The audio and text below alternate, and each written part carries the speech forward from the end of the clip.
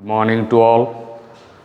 Once again, you all are most welcome in the class E-class carried out by T.V. Patel Higher Secondary School. Dear friends, as I have written on the blackboard, the topic I am going to teach you today that is very important here, difference between share and debenture. Now, already you got through two words here, share and debenture. When you are completely cleared with the concept of share and debenture, then easily you will be definitely able to make the difference between two.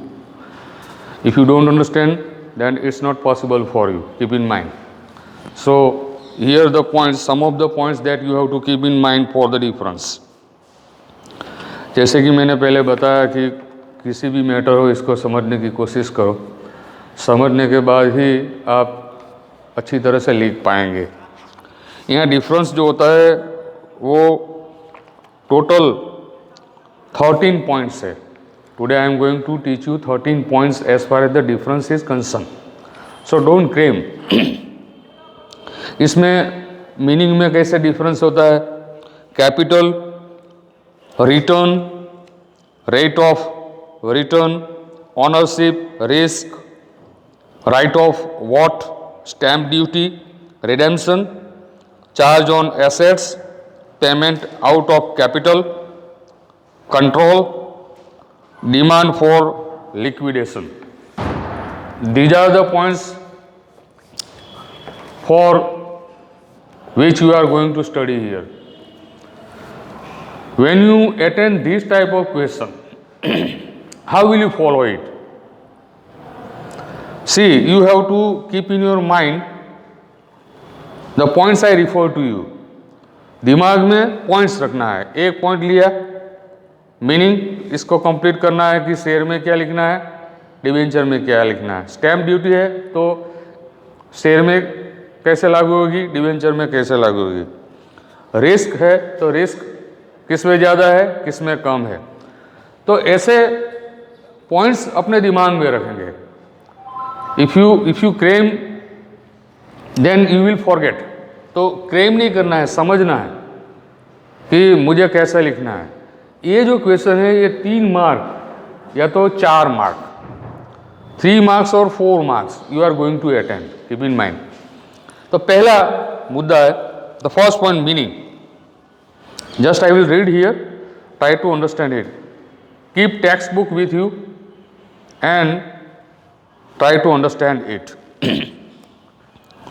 A joint stock company divides its capital in small parts. Each part is called a share. मतलब capital को divide किया जाता है। 5000 crore rupees है तो इसमें divide किया जाता है शेयर के, 1000 रुपये, 2000, जिसको जितना भी शेयर मिले। तो ये डिवीजन है। एक व्यक्ति के पास से कैपिटल नहीं लेगी, बहुत सारे billions of people are engage with this investment. सामने डिबेंचर में क्या है, when a joint stock company borrows money from public is called a debenture.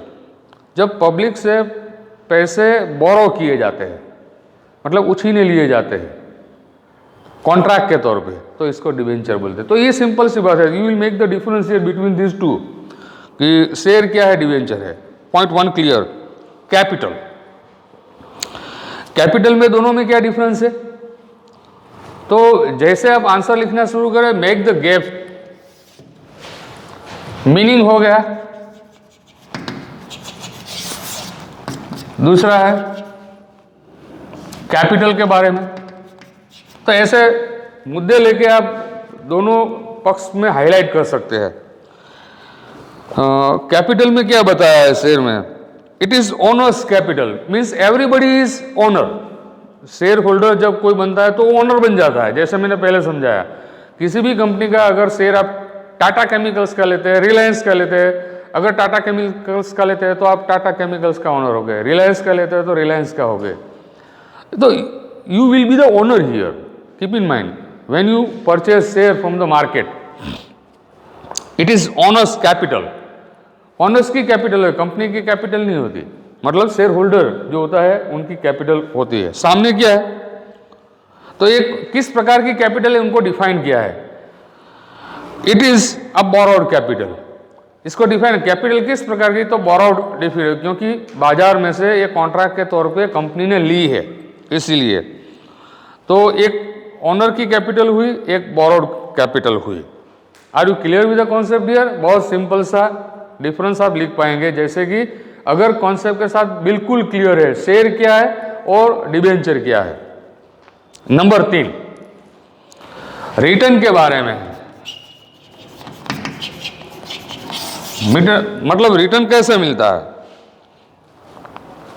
तो जैसे कि आपको मैंने पहले समझाया था कि कोई प्रॉफिट होता है कंपनी का, इसमें से कुछ अमाउंट कैपिटल रिजर्व रखती है कंपनी और बाकी जो है वो शेयर कर देती है, मतलब जितने भी शेयर होल्डर्स है इसको वो दे देती है, इसके बीच बांट दिया जाता है।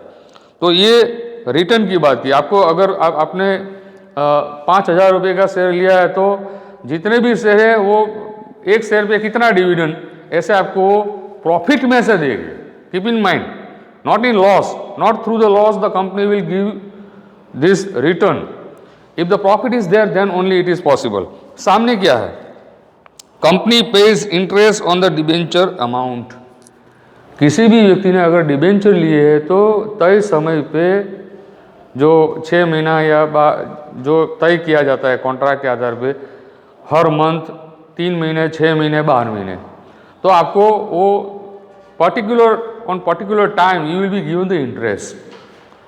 तो ये दोनों में डिफरेंस है। यहाँ समय पे इंटरेस्ट मिल जाता है तय, जैसे वो इंटरेस्ट रेट होता है 8%, 10% जो भी, और अमाउंट के हिसाब से वो उनकी गिनती की जाती है। Okay, the point is clear here as far as return is concern. Number 4 है रेट ऑफ रिटर्न। तो रिटर्न का रेट क्या है, मतलब जब शेयर होल्डर होता है, जब शेयर आप परचेज करते हैं तो इसमें रिटर्न तय नहीं होता, जैसे कि it is not considered the fix. तो इसमें शेयर में क्या होता है, the rate of dividend is unspecified. जब आप परचेज करते हैं सर्टिफिकेट मिलता है तो इसमें कुछ लिखा नहीं होता, वो बाजार में जाके आपको बेचना पड़ता है। आपको ध्यान रखना पड़ता है कि कंपनी का शेयर अब हाई हुआ है तो मुझे बेचना है कि नहीं बेचना है, तो आपको ज़्यादा भी रिटर्न मिल सकता है। और अगर आप बेचना नहीं चाहते हैं तो कंपनी जो प्रॉफिट में से तय करती है वो आपको मिलता है। Are you clear? सामने क्या लिखा है, the rate of interest is specified, interest is payable whether there is any profit और लॉस। अगर कंपनी का लॉस होता है या तो गेन होता है वो मायने नहीं रखता, कंपनी को लॉस भी हो तो भी डिबेंचर होल्डर को तय समय पे उनको ये जो रेट तय किया है रिटर्न का वो देना पड़ता है। This is the point here as far as the return is concern. Keep in mind, आपको समझना है, क्लेम नहीं करना। रिटर्न जो होता है एक में स्पेसिफाई नहीं किया जाता, एक में एक डॉक्यूमेंट पे स्पेसिफाई किया जाता है कि आपको 8% मिलेगा। ऑनरशिप, ऑनरशिप के बारे में क्या है, नोट डाउन कर लो वहां पे नंबर 5, OWNERSHIP, OWNERSHIP, ऑनरशिप, मालिकाना बोलते हैं इसको। तो shareholders are owners of a company, जैसे कि मैंने बताया वो ऑनर होते हैं। Debenture holders are creditors of the company, जैसे कि वो किसी को कंपनी को वो देते हैं तो वो क्रेडिटर कहलाए जाते हैं। तो ऐसे ये ऑनरशिप डिफाइन की गई है।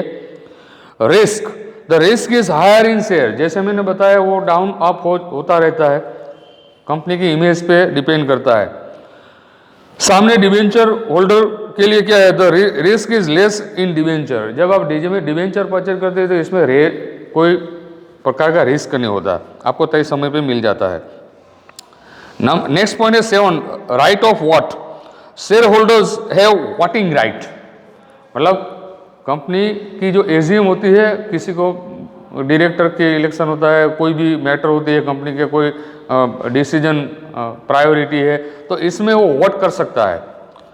जहाँ डिबेंचर होल्डर होता है, डिबेंचर होल्डर को किसी भी प्रकार का वोट करने का अधिकार है, उनको तो सिर्फ अपना जो तय समय पे इंटरेस्ट जो तय किया वो अमाउंट मिले, वही उनके साथ वो मतलब रखता है, और कोई चीज़ इसमें नहीं होती। सो शेयर होल्डर्स है वोटिंग राइट, सामने debenture holders have no voting right, इसको नहीं दिया जाता। Stamp duty, the stamp duty on transfer of share is payable at a lesser rate, सामने लिखा है the stamp duty on transfer of debenture is payable on a higher rate, तो stamp duty लगती है, इसके हिसाब से लो और हाई यहाँ पे डिफरेंस क्या है। रिडेम्पशन यानी फ्री करना, the share holders can not gate their money back as long as the company is in existence. At the time of liquidation they get their money at the end, तो liquidation की स्थिति में पैसे नहीं मिलते share holder को, जब सामने डिबेंचर होल्डर होता है उनको पैसे मिल जाता है पहले, वो कंपनी को देना पड़ता है करार के आधार पे। क्या लिखा है, the debenture can be redeemed as per its type, debenture holders have the first right to receive their money in case of liquidation. Okay, next 3-4 point है, we will complete here. Charge on asset, there are no charges of asset, वहाँ पे कोई charge नहीं लगता है share holder में। Debenture holder, issue of debentures creates charge on assets of company, उनको mortgage कराना पड़ता है, अगर कोई एसेट होती है तो बाद में उसको बेच के डिबेंचर होल्डर को देनी पड़ेगी। इस अनुसंधान में चार्ज शब्द का इस्तेमाल किया है। Payment out of capital, 11 point है, dividend on shares can not be paid out of capital of the company, company की कैपिटल में से वो डिविडेंड नहीं देंगे, प्रॉफिट होगा तो ही देंगे। सामने क्या है, interest on debentures can be paid out of capital as per provisions, तो कैपिटल में से भी भुगतान करना पड़ेगा डिबेंचर होल्डर को। कंट्रोल, कंट्रोल क्या है, shareholders have control over the administration of the company, वो इंटरफियर कर सकता है, वो शेयर होल्डर होता है, वो ओनर है। सामने परिस्थिति तद्दन विपरीत है, debenture holders have no control over the administration of company, however they can appoint debenture trustee to safeguard their interest, मतलब उनका जो इंटरेस्ट होता है अपना डिबेंचर सेफ रहे, अपने तय समय पे वो इंटरेस्ट मिलता रहे, उनके लिए वो ट्रस्टी का निर्माण किया गया है। और लास्ट पॉइंट है डिमांड फॉर लिक्विडेशन, तो इसमें शेयर होल्डर को क्या इम्पैक्ट करता है, share holders can not demand a liquidation of the company, वो डिमांड नहीं कर सकते, कंपनी तय करती है, डायरेक्टर तय करते हैं। Debenture holders can demand a liquidation of company, उनको अगर लॉस होता है तो वो कंपनी को बता सकते हैं कि हमारा पैसा पहले वापस कर दो। इसके साथ ये डिफरेंस मैंने डिस्कस किया, बहुत सिंपल सा पॉइंट है, इसको अच्छी तरह से समझिए and have a preparation for the test year. Thank you very much.